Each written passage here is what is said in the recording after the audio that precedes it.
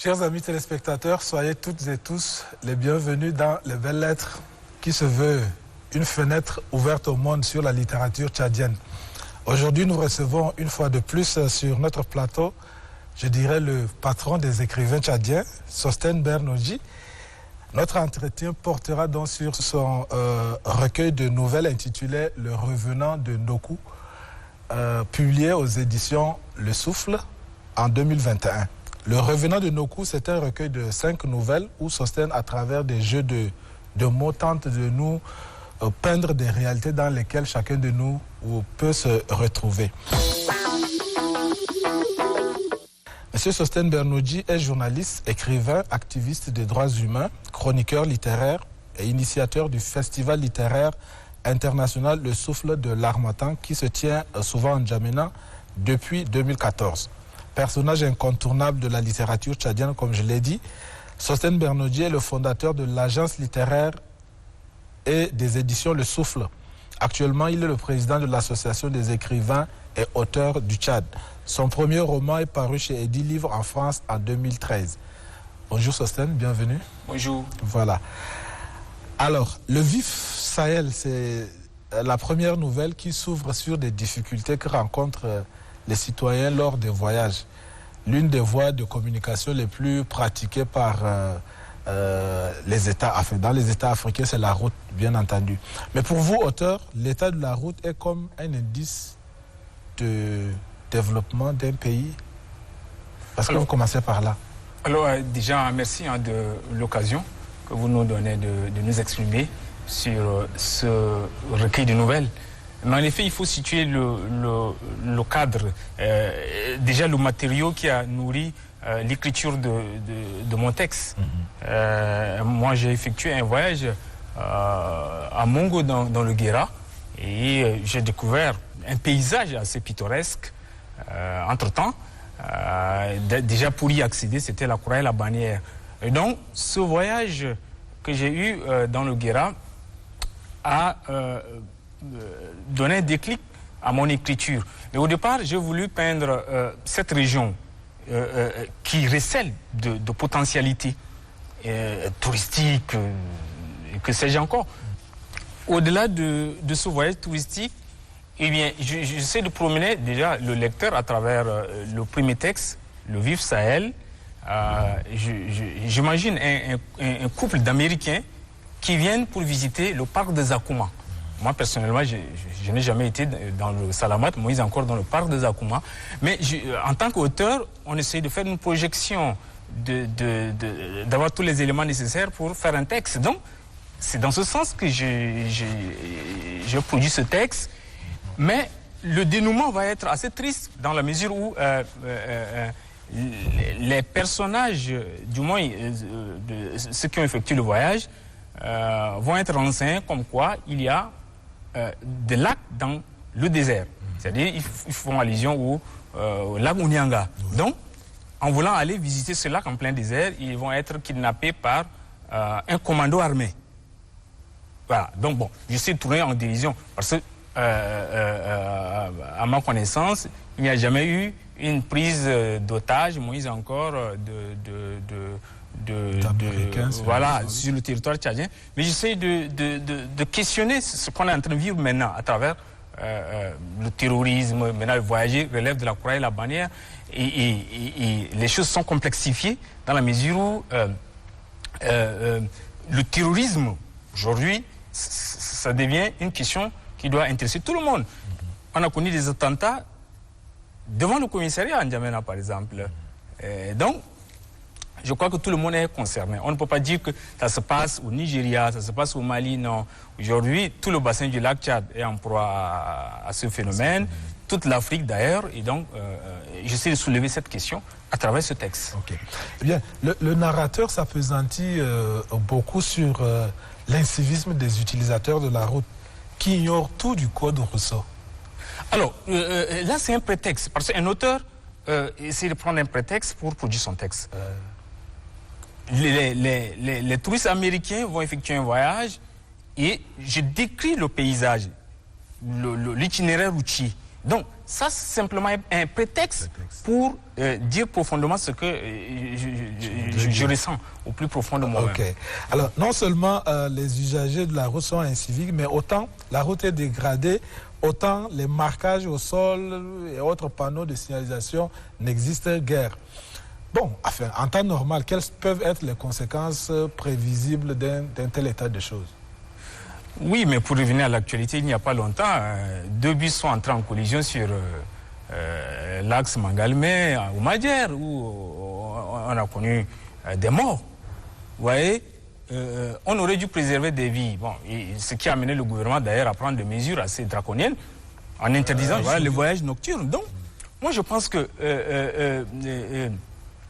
on peut éviter des accidents, même si à certains moments les accidents sont presque imprévisibles. On peut parfois éviter en réduisant par exemple la vitesse. Si on a ici par exemple on n'a pas d'autoroute. Moi j'ai vu des autoroutes ailleurs. Ici il n'y a pas d'autoroute parce qu'il suffit que 2 véhicules viennent de sens contraire, et bien le risque de collision est grand. Donc moi, je pense que c'est aussi une interpellation, hein, parce que les accidents qu'on est en train de connaître, qui font des morts, non seulement des morts, mais les plus chanceux deviennent handicapés à vie, on aurait dû préserver toutes ces vies-là pour construire un pays qui a besoin de ses filles et de ses fils. Tout à fait. Bien, la première nouvelle, c'est l'histoire, donc vous l'avez évoqué tout à l'heure, d'un couple américain qui visite le parc de Zakuma. Le narrateur, donc, en décrivant les Américains, dit, je vous cite, « Dans ce monde, on est tous frères. La différence de peau n'est que richesse, une plus-value à la diversité de la beauté humaine. » À la page 15. Donc, comment cette phrase peut servir de maxime en cette période où la tendance est de plus en plus au repli identitaire avec tout son corollaire de conflits intercommunautaires et tout ça? Oui, mais le repli identitaire s'explique par le fait que déjà c'est un phénomène sociologique, anthropologique, puisque Sostène ou Bernoulli en tant que personne ne peut avoir que la tranquillité, le réconfort auprès des siens. Mais si on pousse loin le bouton, eh bien, ce repli identitaire est en quelque sorte encouragé par les pouvoirs publics, puisqu'on a au cœur de notre pays des chefs de race. Vous voyez? Alors, dans une république, on n'a pas besoin des chefs de race. Si moi je suis en conflit avec la loi, il n'y a que la justice qui doit trancher. Je n'ai pas à mobiliser toute ma famille pour aller régler un différend auprès d'un chef de communauté. Donc, moi je pense qu'il est temps, avec le dialogue qui se pointe à l'horizon, il est temps de bannir tout ce qui nous a créé tant de problèmes. Avec on a des quartiers ethnicisés à N'Djamena, par exemple. Vous arrivez dans certains quartiers de N'Djamena, c'est tout le village qui s'est déplacé là. Donc, moi je pense que aller vers l'autre, le connaître davantage, ça réduit le risque de mimétisme. Vous voyez, on est là en ayant des clichés. Le rejet haineux envers l'autre. Donc, moi je pense que ce phénomène, les pouvoirs publics doivent réfléchir. Si on veut construire un cadre futuriste, on a une place dite de la nation qui est à côté. Si on vit dans une nation, les ethnies doivent s'effacer. On n'a que des individus, des citoyens qui sont là. Devant la loi. Voilà, qui sont devant la loi et c'est tout. Moi je n'ai pas à faire recours à ma famille, à mon ethnie, à ma tribu, non. Okay. La seconde nouvelle intitulée « Les seins d'une mère » plonge le lecteur dans le milieu judiciaire.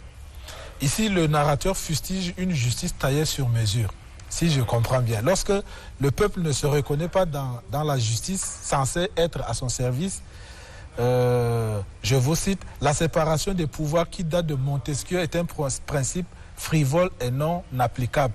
C'est du papier simple, affirme le narrateur. À quoi doit-on s'attendre lorsque le pouvoir judiciaire n'est pas indépendant? » Oui, mais ce n'est pas à moi de le dire, parce que déjà un haut magistrat a dit, il y a quelques années, a fustigé le fait que l'état de droit soit absent au Tchad. Cela lui a valu une traduction au Conseil supérieur de la magistrature.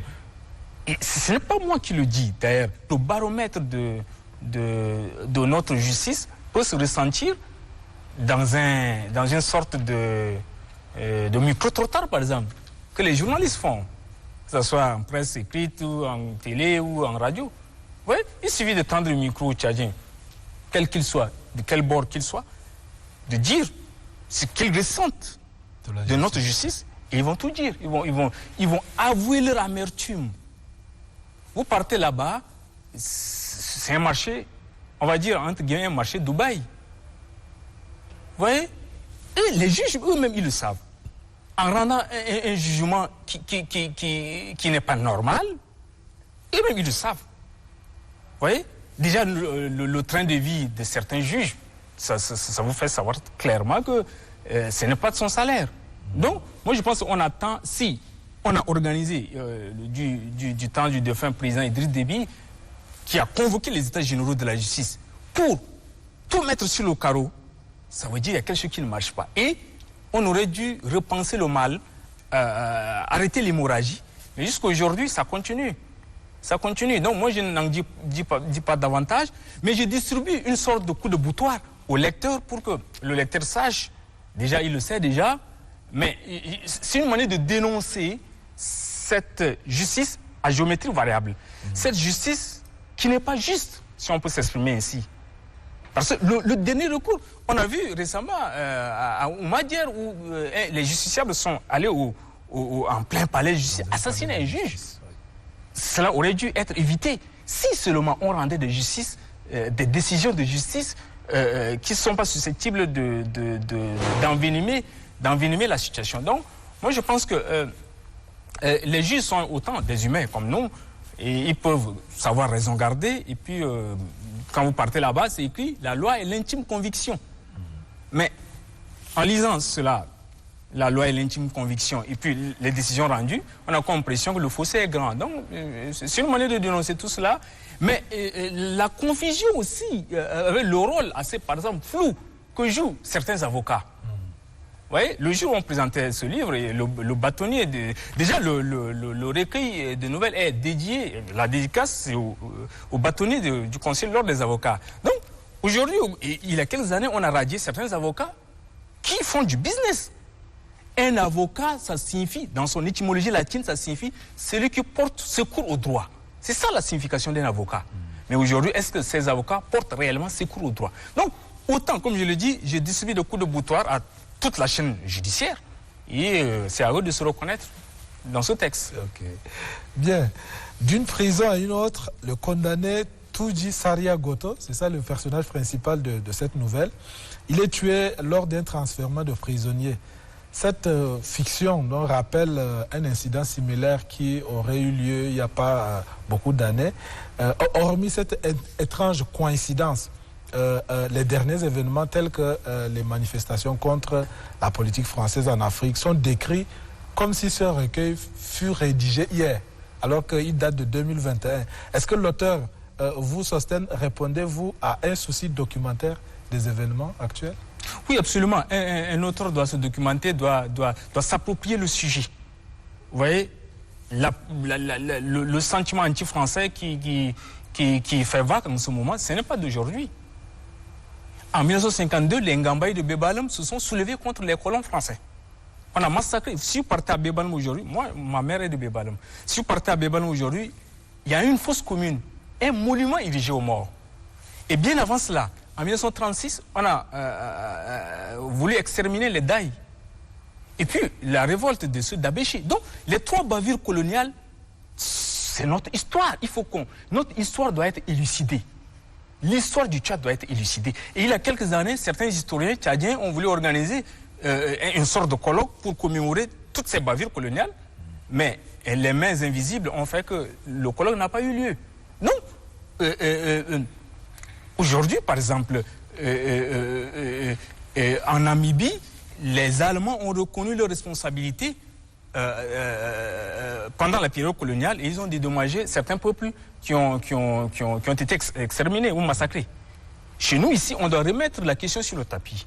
Il est vrai, on n'a rien à avoir, rien contre les Français comme tels, mais on doit reconnaître à certains moments ses responsabilités. Si la France a reconnu avoir fait tort à l'Algérie, il faut que la France reconnaisse également, à savoir le massacre de Daï, de Bouna, le massacre au Coupe-Coupe d'Abéché, et puis le 16 avril 1952, où les Ngambay de Bébalem ont été tués. Il y a un monument aux morts, non loin de l'école du centre de Bébalem. Donc, moi je pense que cette histoire, il ne faut pas qu'on se voile la face, qu'on se dise certaines vérités pour avancer. Parce que tant qu'on ne crève pas l'abcès, on va tourner en rond et voilà, et on ne va pas sortir de l'auberge. Dans Le Revenant de Nokou, non seulement c'est le titre du recueil, mais également le titre de la troisième nouvelle. Ici, une fois de plus, il s'agit de la guerre. On dirait que le thème de la guerre vous obsède tellement, M. Sostène, qu'il devient le sujet transversal de toute l'œuvre. Je suis né dans la foulée de la guerre. Vous voyez, ma maman me racontait les 11 tendances dans les années 80. Et voilà. Mais moi, j'ai vécu d'une manière ou d'une autre le février 2008, où nous, j'étais là, en pleine capitale, où les détonations, les obus sifflaient sur nous. Donc, moi, je pense qu'on ne peut pas ne pas parler de la guerre quand on évoque la littérature tchadienne. Parce que cette guerre, même jusqu'en 2022, et cette guerre, malheureusement, qui a emporté Idriss Déby, par exemple. Vous voyez? Donc, cette guerre est notre réalité. Et nous, auteurs, on a cette responsabilité de laisser des traces pour que ceux qui viennent après sachent qu'à un moment X ou Y, tel événement a eu lieu. Donc, Le Revenant de Nokou, c'est le titre éponyme. Et un titre, en matière paratextuelle, en matière littéraire, un titre, c'est le premier message qu'on envoie au lecteur. Moi, personnellement, Nokou, si vous tapez, je sais pas, Google, Nokou, c'est une région, une localité dans le Kanem. Mais Nokou a été rendu célèbre à cause de l'avancée des rebelles du FACT et qui a, par la suite, emporté Idriss Déby. Cette localité a été rendue célèbre à cause de cet incident malheureux. Mais moi, j'écris pour déplorer la guerre, pour rejeter la guerre. Parce que quand on écrit sur la guerre, parce qu'on veut rejeter la guerre. Donc, il est temps qu'on s'asseye, avec une fois de plus encore, avec le dialogue qui pointe à l'horizon. On doit se dire toutes les vérités. En Afrique du Sud, par exemple, quand la commission Justice, Vérité et Réconciliation, présidée par Desmond Tutu, l'archevêque, a été lancée, il y a un monsieur qui a tué l'enfant unique à un autre. Et il est venu avouer, dire que c'est lui qui a tué son enfant, son fils unique. Alors, vous voyez, face à un tel aveu, une telle déclaration, eh bien, ce n'est pas facile. Mais le monsieur, de dire que, ok, puisque vous avez tué mon fils unique, vous devenez mon enfant. Ouais, donc, à un certain moment, il faut qu'on arrête les cachotteries, qu'on arrête l'hypocrisie, la duplicité, et se dire la vérité. Qu'est-ce qui n'a pas marché depuis toutes ces années-là, où Ngarta, en tuant Ngarta, on pensait on va avoir un Tchad normal, le Conseil supérieur militaire est venu, après, vous voyez, c'est un engrenage, jusqu'à Kaïsen Abré, Idriss Déby, et voilà, jusqu'aujourd'hui, les rébellions tout autour, les gens veulent toujours renverser les pouvoirs par les armes. Donc, moi, je pense qu'à certains moments, il faut qu'on arrête. La femme du coin de Gassi